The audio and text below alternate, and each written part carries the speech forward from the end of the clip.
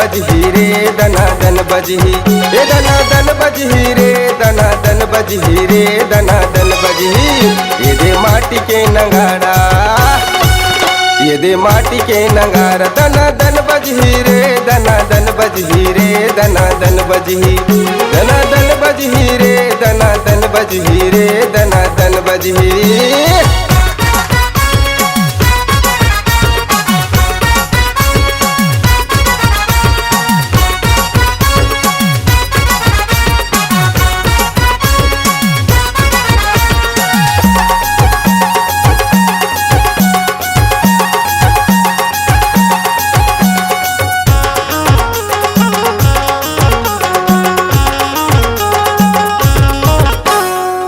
घर में खुसर के काबर बैठे हवज गोरी, काबर बैठे हवज गोरी।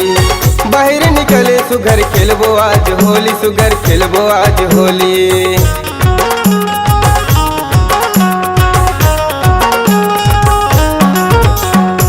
घर में खुसर के काबर बैठे हवज गोरी, काबर बैठे हवज गोरी। बाहर निकले सुघर खेलबो आज होली, सुघर खेलबो आज होली। 12 महीना ले वो फागुन के करे इंतजार, मन भर के तोला वो रंग लगा हूँ मैं हया, दना दन बजही, दना दन बजही रे दना दन बजही रे दना दन बजही, ए दना दन बजही रे दना दन बजही रे दना दन बजही।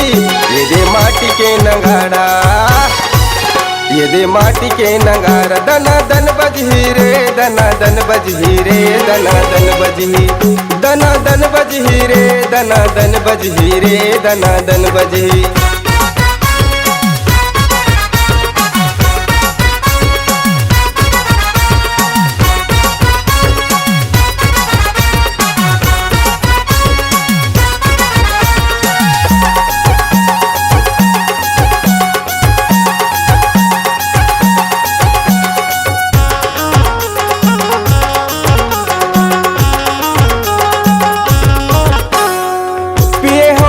मन के गोठ गोठी आए बर, गोठ गोठी आए बर।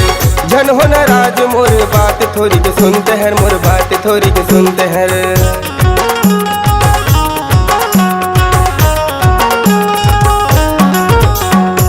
पिए हो दारू मन के गोठ गोठी आए बर, गोठ गोठी आए बर।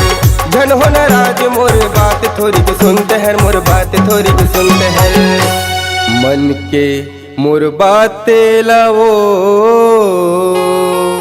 बिन पिए गोठियाए नहीं सकते। पौआ अधीला कौन कहे पूरा बाटल खींच डारे वो दना दन बजही, दना दन बजही रे दना दन बजही रे दना दन बजही, ए दना दन बजही रे दना दन बजही रे दना दन बजही। ये दे माटी के नगाड़ा, ये दे माटी के नगाड़ा, दना दन बजही रे दना दन बजही रे दना दन बजही, दना दन बजही रे दना दन बजही रे दना दन बजही।